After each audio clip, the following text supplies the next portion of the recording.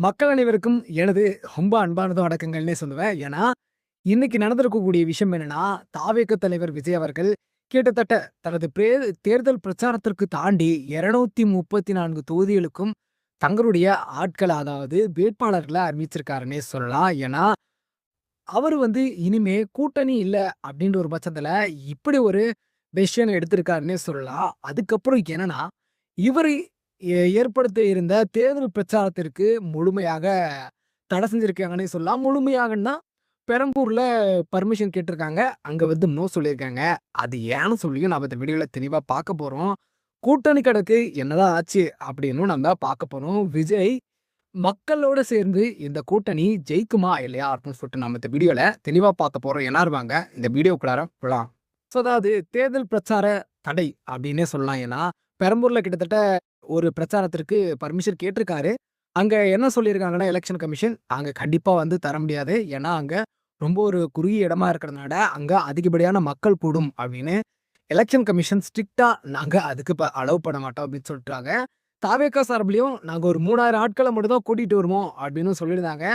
கண்டிப்பா நமக்குமே தெரியும் அங்க எவ்வளோ பேர் கூடுவாங்க அப்படின்ட்டு. இந்த தாவேகா தலைவர் விஜய பார்க்கறதுக்கு தாண்டி, நடிகர் விஜயா பார்க்கறதுக்கு மக்கள் அலையா அரண்டு வருவாங்க அப்படின்னு சொல்லிட்டு தெரியுது. இன்னும் எலக்ஷனுக்கு கிட்டத்தட்ட ஒரு 30 நாள் கூட இல்லன்னே வச்சுக்கோங்களேன். அப்படி இருக்க பட்சத்திலயும் ஒரு தலைவருக்கு கண்டிப்பா கொடுக்கல அப்படின்றது ரொம்ப ஒரு அநீதி இழைக்கப்படக்கூடிய விஷயம். இல்லன்னே சொல்லல. ஆனா, இதுக்கு முன்னாடி நடந்த சம்பவம் அப்படி பாதிச்சிருக்குன்னே சொல்லலாம். ஏன்னா, கரூர்ல கிட்டத்தட்ட ஒரு 40 பேர் இறந்ததுனால காரணம் காட்டி, இன்னைக்கு வரைக்கும் அவர மக்கள சந்திக்கவே விட மாட்டேங்கிறாங்கன்னே சொல்லலாம். ஏன்னா, அப்படி ஒரு சூழ்நிலை தான் பார்த்தோம்னாக்கா போய்க்கிட்டு இருக்குன்னே நான் சொல்லுவேன்.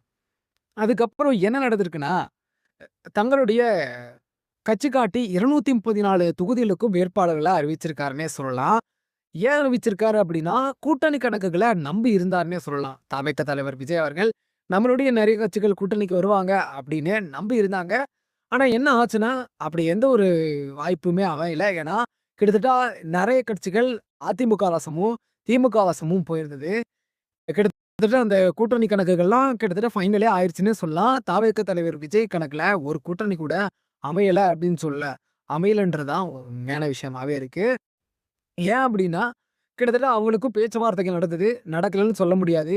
அதிமுக சார்பிலயும் பேச்சுவார்த்தைகள் நடந்தது. பிஜேபி டீம் சைட்லயும் பேச்சுவார்த்தைகள் நடந்தது. ஆனா, விஜய் கண்டிப்பா நான் வந்தா ஒரு முதலமைச்சரா தான் வருவேன். என்ன ஒரு சிஎம்மா ஆக்கணும். அதாவது துணை முதலமைச்சர் ஆக்கணும் அப்படின்ற ஒரு வேண்டுகோள் விடுக்கப்பட்டதாக நமக்கு தெரிய வருது. கிட்டத்தட்ட ஏன்னா, அப்படி ஒரு வேண்டுகோள் விடுத்தாங்களா என்னன்னு தெரியல. ஆனா கிட்டத்தட்ட பிஜேபி கிட்ட பேசுனதும் உண்மதான். ஏடிஎம்கே கிட்ட பேசுனதும் உண்மதான். அப்படின்றது ஒரு விஷயம் தான் நமக்கு தெரிய வருது. அதுக்கப்புறம் என்ன சொல்றாங்கன்னா, இன்னொரு விஷயம் பெரிய விஷயம் என்னன்னா, இப்போ வேட்பாளர்கள அறிவிச்சிருக்காரு.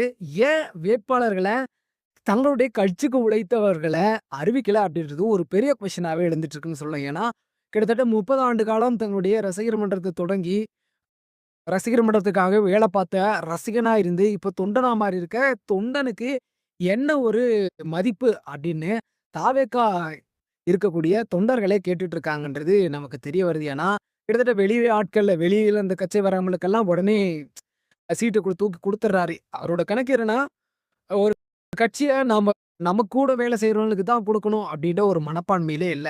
ஏன்னா, அவரு முழுக்க முழுக்க ஒரு தேர்தல் காட்டி எல்லாத்தையும் வின் பண்ணணும், ஜெயிக்கணும் அப்படின்ற ஒரு மோட்டிவேஷன் இருக்கு. நான் அது இல்லவே இல்லன்னு சொல்லல.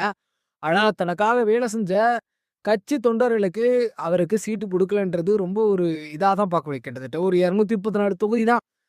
கிட்டத்தட்ட லட்சக்கணக்கான பேர் வேலை செய்வான். யாருக்கு குடுக்குறது, குடுக்காதுன்னே தெரியாது. ஆனா, என்ன ஒரு விஷயம்னா, அவருடைய கட்சி தொண்டர்களுக்கு குடுக்காம, வெளியில இருந்து வந்த ஆட்களுக்கு குடுக்கப்படுறாங்க. ஏன்னா, செங்கோட்டையன் குடுக்குறது தப்பில்ல. ஆதவ அர்ஜுனா குடுக்குறது இது இல்ல. ஏன்னா, கட்சி ஆரம்பிக்கும்போதே அவங்கலாம் சேர்ந்தாங்க. செங்கோட்டையன் ஒரு பெரிய ஒரு கட்சி பொறுப்புல இருந்து வந்தாப்படி. அதனாலேயே அவருக்கு தொகுதிகள்லாம் வழங்கப்பட்டது ஆனா கட்சியில இருந்து மத்த வேலை செஞ்சு வர ஒரு 2ஆம் கட்ட தலைவர், 3ஆம் கட்ட தலைவர்களுக்கெல்லாம் வேட்பாளர்கள அறிமுகப்படுத்துனது ரொம்ப ஒரு இந்த விஷயமா தாங்க பார்க்கப்படுது. ரொம்ப ஒரு அநீதி இழைக்கப்படக்கூடிய விஷயமா தான் பார்க்கப்படுது. அதுக்கப்புறம் என்னன்னா ஒரு முக்கியமான விஷயம்.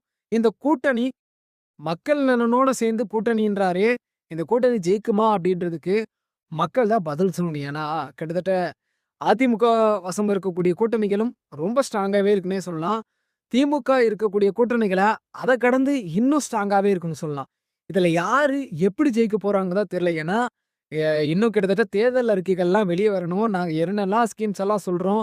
நாங்க மக்களுக்கு எதெல்லாம் ப்ரொவைட் பண்றோம் அப்டின்ட்டு சொல்லணும். இதெல்லாம் ஒரு பக்கம் அதிமுக வசமும் வருது. திமுக வசமும் வருது. விஜய் வசமும் வரணும். கிட்டத்தட்ட அதான் உண்ம. ஒரு பக்கம் நாம் தமிழர் கட்சி சீமான் இருக்காரு. கிட்டத்தட்ட ஒரு அருமையான அரசியல கையாண்டுட்டு இருக்காருன்னே சொல்லலாம். ஏன்னா, நான் வந்தா எந்த இலவசமும் அறிவிக்க மாட்டேன்ட்டு ஓப்பன் ஸ்டேட்மெண்ட்டா உங்க தலைவரா சொல்லியிருக்காரு. நான் இல்லவே இல்லன்னு சொல்லல. ஆனா விஜய் வந்து அறிவிப்பாரு. கண்டிப்பா நான் இல்லன்னு சொல்லல. இது இதனால இவர் வந்து கெட்டவரு அப்டின்லாம் சொல்லல. ஏன்னா மக்களுக்கு இலவசத்த குடுத்துட்டா, மற்ற பொருட்கள் மேல வரி ஏத்தணும்னு ஒரு மக்களா, மக்களுடைய தலைவரா அவர் யோசிக்கிறாரு. அது அந்த விஷயத்துல நாம் தமிழர் கட்சி சீமான் கண்டிப்பா ஒரு நல்ல ஒரு எண்ணத்த வெளிப்படுத்தாருன்னே சொல்லலாம். ஆனா விஜயும் ஒரு கிட்டத்தட்ட ஒரு தேர்தல் பிரச்சாரத்த வெளியிடுவாருன்னு நம்ம எதிர்பார்க்கலாம். இந்த கூட்டணி வெல்லுமா? இல்லையா? அப்டின்றது ரொம்ப சந்தேகம் தாங்க. ஏன்னா கிட்டத்தட்ட விஜயே 2 தொகுதியில போட்டியிடுறாரு. முதல்ல அவரு போட்டியிடுறதுன்னா, ஏன் 2 தொகுதியில போட்டியிடணும்? தோத்துருவேன்னு நெனச்சுன்றதுனால தான் 2 தொகுதியில போட்டியிடுறாங்க. ஏன்னா, ஒரு வேட்பாளர் அப்டின்னா, முதலமைச்சர் வேட்பாளர்னா, மேக்ஸிமம் 2 தொகுதியில வேட்பாளர் அது யாரா இருந்தாலும் சரி. ஆனா, இவர் ஏன் அந்த தொகுதியில வேற யாரோ போட்டு நிக்க வச்சு நிப்பாட்டியிருக்கலாம். ஏன் அவரே நிக்கணும்?